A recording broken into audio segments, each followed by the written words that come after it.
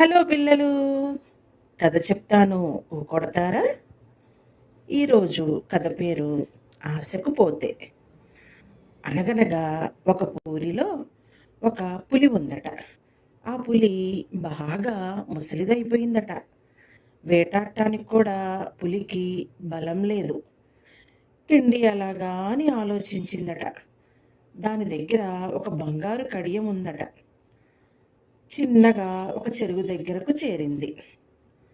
అటుగా వెళుతున్న ఒక బాటసారిని పులి చూసింది. పులి చూసి, "ఓ నరుడా" అని పిలిచిందట. "ఇదిగో బంగారు కడియం, నీకు దానం చెయ్యాలని ఉంది, వచ్చి తీసుకో" అంది. ఆ బాటసారికి కడియం చూసి ఆశ కలిగింది. కానీ పులిని చూసి భయం వేసిందట. "నువ్వు పులివి, నన్ను చంపుతావు" అని ఆగిపోయాడట. పులి ఆ బాటసారికున్న ఆశను గమనించి, "నేను ఇంతకుముందు చాలా పాపాలు చేశాను, ముసలిదానిని అయిపోయాను, నాకు ఏ కోరికలు లేవు, శరీరంలో బలం కూడా లేదు. దానం చేసి పాపం నుంచి బయటపడాలని ఉంది.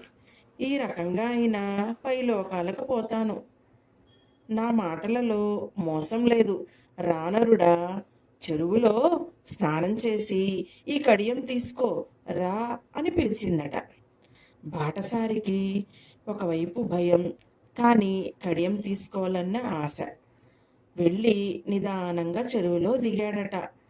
చెరువులో దిగిన వెంటనే బురదలో కూరుకుపోయాడు. "నేను పైకి లాగుతాను" అంటూ పులి కూడా చెరువులో దిగిపోయిందట. బాటసారిని చంపి తినేసింది. కథ మీకు నచ్చిందా పిల్లలు? చూసారా ఆశకు పోతే ఎలా జరిగిందో?